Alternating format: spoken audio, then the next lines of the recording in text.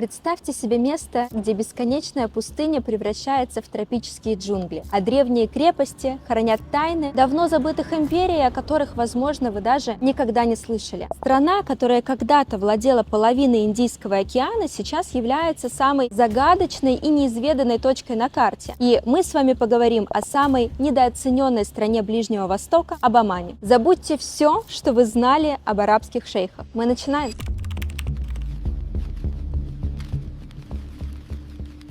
4000 лет назад, когда в Египте только закладывались первые камни пирамид, Оман уже вовсю был частью мировой истории, потому что в то время они контролировали то, без чего не могла существовать ни одна цивилизация того времени. Они контролировали медь. Это так называемый аналог нефтяного ресурса сейчас, потому что он давал им власть и он давал им богатство. И, собственно, уже тогда Оман был морской экономикой, и даже по легенде тот самый Синдбад-мореход, которого мы знаем из арабских сказок «Тысяча и одна ночь», его прототипом были оманцы. Пока Европа искала путь в Индию, Оман уже вовсю с ней торговал. И вот, собственно, к 15 веку, когда Васко да Гама открыл таки путь в Индию через Африку, на Оман стали обращать внимание португальцы. Их Оман привлекал за счет богатых портов, за счет большой такой морской сети, и они втянули Оман вот в эту игру за контроль Индийского океана. Но Португалии было недостаточно просто контролировать океан, они хотели стать монополистами, поэтому, собственно, в 1507 году они захватили Маскат, они его полностью разрушили и построили крепости Аль-Джалали и Аль-Мирани, которые стоят до сих пор как такие немые свидетели, собственно, всего, что происходило в то время. К 1650 году оманцы, они объединились и изгнали таки португальцев, и с этого времени начинается, можем сказать, рассвет Омана. Оман стал независимой морской империей с влиянием от Персидского залива до Восточной Африки. И это была такая морская паутинная сеть, которая объединяла порты, собственно, купцами, объединяла торговлей, объединяла людьми и капиталом. Так вот, это не было централизованным государством в нашем с вами привычном понимании с общей армией и с бюрократией. И при этом это еще была и такая многоэтническая структура, потому что, естественно, правящая элита были арабы, банкиры и купцы индийцы, чиновники суахили и преимущественно большая часть это, собственно, африканцы. Под контролем Омана были порты на юго-востоке Аравийского полуострова, это там, где сейчас находятся современные Иран и Пакистан, и также восточная часть Африки, от Сомали до Мозамбика, собственно, включая Занзибар. И одна из самых неожиданных частей во всей этой истории в том, что Занзибар, который мы с вами знаем как, собственно, часть Африки, тогда принадлежал Оману. Более того, султан в то время, он переехал в Занзибар и сделал его второй столицей Омана. Даже сейчас, если вы приедете в Занзибар, вы увидите, например, двери в оманском стиле. И в Омане то же самое, он как такое лоскутное одеяло тех времен, он в себе сочетает какие-то отголоски культуры и Персии, и Африки, да, то есть особенно в Маскате вы все это можете увидеть. Представьте масштаб. Арабский султан правит африканским островом, превращая его в мировой центр торговли гвоздикой, слоновой костью и рабами. Да, действительно, была такая темная сторона в ту эпоху, и рабов их продавали в Аравию, Персию, в Индию для работы по дому, также службы армии, ну и, собственно, их оставляли на плантациях для того, чтобы добывать эту гвоздику. Позже, в 19-20 веке, на Оман обратили внимание британцы, потому что, естественно, это же контрольная точка на пути из Европы в Индию, но в то время Оман не стал колонией Британии, он сохранил свою идентичность, он сохранил свою власть, хотя, безусловно, Британия, она контролировала торговлю, она также обучала армию, но, еще раз повторюсь, Оман свою идентичность сохранил. Но ни одна империя не вечна, и Оман некогда царь морей практически исчез с карты мира. Что же произошло? В 1856 году умирает султан Ибн Саид, и, собственно, Британия разделяет Оман на Оман и Занзибар. С этого времени, знаете, мне вот прям безумно интересно и где-то даже больно за страну, вот как та страна, которая контролировала действительно половину Индийского океана, стала такой загадочной точкой на карте, что туда не пускали даже журналистов. И причина этому кроется в одной семейной драме.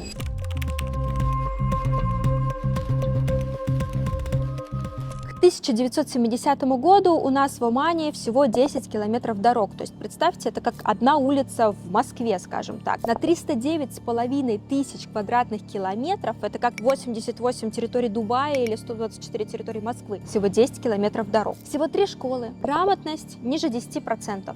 Абсолютное отсутствие какого-либо современного медицинского обслуживания. Более того, для того, чтобы поехать в соседний город, нужно разрешение буквально от правительства, да, чтобы там родственников своих посетить. Ничего вам не напоминает, например, да, одна антиутопия Оуэлла? Также для просмотра телевизора штраф. В то время, когда у нас американцы высаживались на Луну, в Омане за то, что вы слушали радио, вас могли действительно посадить в тюрьму. Здесь, понимаете, дело не про запреты. Это была стратегия контроля для того, чтобы избежать внешнее влияние, но все это привело, естественно, абсолютно к другому результату. Оно привело к расколу страны, потому что был невероятно низкий уровень жизни, и страна фактически раскололась. То есть прибрежная часть ее контролировал султан, а центральная часть, она подчинялась религиозным лидерам, имамам, которые между собой постоянно конфликтовали, и в этих конфликтах просто было невозможно, да, какое-то развитие, и по сути Оман сам себя ввел вот это вот средневековое, да, какое-то состояние. Все изменилось в 1970 году. Молодой Кабус, он совершает переворот. И это был, наверное, единственный вообще переворот в истории, который произошел без кровопролития и при этом при поддержке народа. То есть, помните, я вам говорила про одну семейную драму? Так вот, здесь молодой Кабус понимал, что он либо сейчас смещает отца, либо страна, как Оман, она просто погрязнет вот в этом вот огне гражданской войны. Собственно, его отец, он был ранен, отправлен на лечение в Великобританию, где он так до конца жизни и остался. И здесь важно понимать, что молодой Кабус, теперь уже султан, он объединил страну, он усилил центральную власть. То есть он не просто победил, он действительно искоренил причины конфликта, и Оман стал одной из самых спокойных стран региона, в одном из самых неспокойных, да, регионов, собственно, планеты. И то, что произошло дальше, называют оманским чудом. И вот я вам сейчас буду рассказывать, окажется, что как будто это какие-то ошибки в учебниках истории.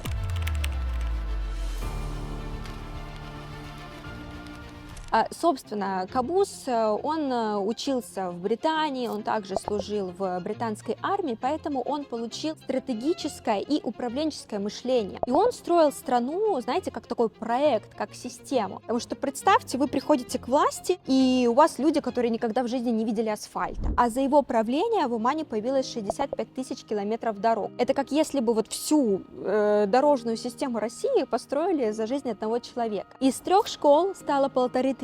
И дети тех людей, которые не умели даже читать, сейчас учатся в одном из самых лучших университетов Ближнего Востока. Не было больниц, сейчас просто лучшая система здравоохранения, и продолжительность жизни с 49 лет увеличилась до 77. Более того, качество жизни. У нас по данным Numbo, которые были вот в феврале сейчас опубликованы, Оман занимает 1-е место в Азии и 4-е место в мире по качеству жизни, уступая лишь Дании, Нидерландам и Люксембургу.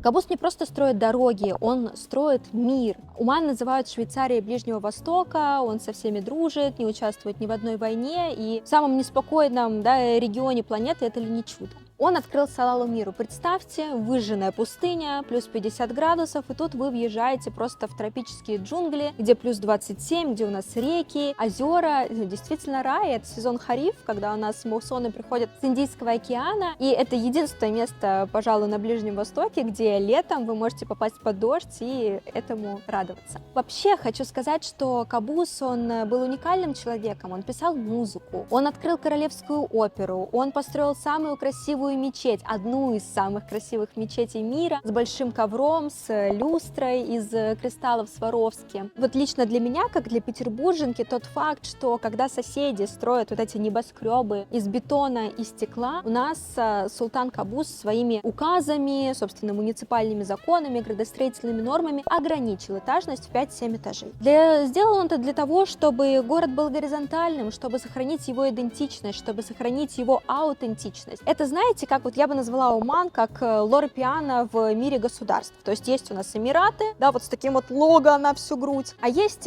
кашемировое пальто за 10 тысяч долларов без единой бирки, так вот это вот Оман. Это та страна, как тихая роскошь, знаете, когда вы ищете фундамент, который будет стоять вечно. И в целом про вечность у нас в Омане 5 объектов ЮНЕСКО, некоторым из них более 4000 лет. И понимаете, то, что произошло с Оманом, это не случайность. Это система, которую один человек строил на протяжении 50 лет. Султан Кабус, он правил с 1970 по 2020 год. То, что он сделал для страны, это просто не описать словами, это действительно чудо. И представьте, вот в один момент он умирает. У него не было наследников, и вся страна, она просто замирает, они не понимают, что делать. И он оставляет конверт открывают, а там имя его племянника Хайсама бин Тарика. Здесь у меня к вам вопрос. Как вы думаете, вот если бы в 1970 году султан не совершил переворот, то что бы вообще сейчас было с Оманом? Напишите, пожалуйста, в комментариях, а я расскажу вам, что на самом деле сейчас происходит с Оманом.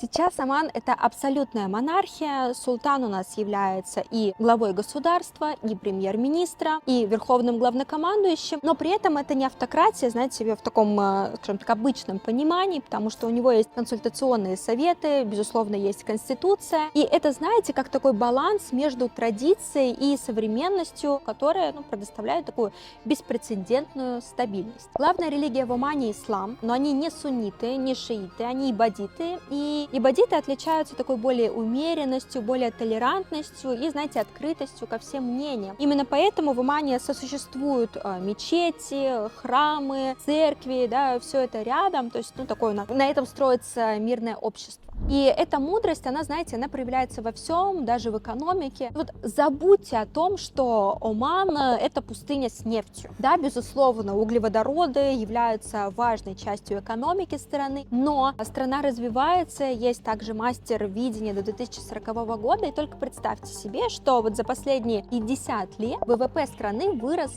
в 400 раз. Одна из самых низких инфляций в мире, 1,4%, одна из самых низких безработиц в мире, то есть даже, такие гиганты мировые, они могут позавидовать такому развитию. И все это, повторюсь, потому что страна строится как система. Но что же еще, кроме нефти, делает Оман таким уникальным? Первое — это ладан. Это не просто смола, это аромат тысячелетий, символ Омана, который известен по всему миру и даже был поднесен волхвами младенцу Иисусу. Если вы едите суши, скажем так, в Токио или, может быть, лобстеров в Дубае, то знайте, что, скорее всего, эта рыба была привезена из Омана, потому что благодаря холодным течениям Салалы там одна из самых вообще вкусных рыб в мире. Если вы не знали, то теперь знаете. Ну, а теперь о настоящем Джокере Омана. Все мы знаем про бутылочное горлышко, Ормузский пролив, через который проходит 20% всей мировой нефти. Так вот, Оман имеет порт Сохар на севере и порт Дукм на центральной части, которые имеют прямые выходы к Индийскому океану. И, например, Дукм, да, это вообще будущий мегахаб, и Китай, Европа, Индия, они уже инвестируют в этот порт, потому что они понимают, что если в Ормузском проливе станет горячо, то Оман будет самой дорогой страной в мире. И это не просто, да, экономика, это прям уже целая стратегия. И если к этому моменту вы до сих пор думаете, что Оман — это пустыня, то у меня еще есть чему вас удивить. Собственно, у нас в Омане уже был запуск успешный, и сейчас продолжается строительство космодрома. Они будут запускать спутники над Индийским океаном. То есть, понимаете, страна диверсифицирует свою экономику, то есть уходит от нефти и уходит куда? Уходит в высокие технологии. Когда-то за Оман боролись империи, а сейчас о нем снова начинают говорить. Оман — это не просто пустыня, это страна, которая один раз уже изменила мир и, похоже, собирается сделать это снова. И пока соседи гонятся за какими-то рекордами, Оман строит то, что невозможно купить за деньги. Оман строит подлинность. Собственно, завершая, напишите в комментариях, какой факт об Омане был вам больше всего интересен. И если хотите продолжить и дальше изучать недвижимость и страны со смыслом, то подписывайтесь, ставьте лайки. До скорой встречи!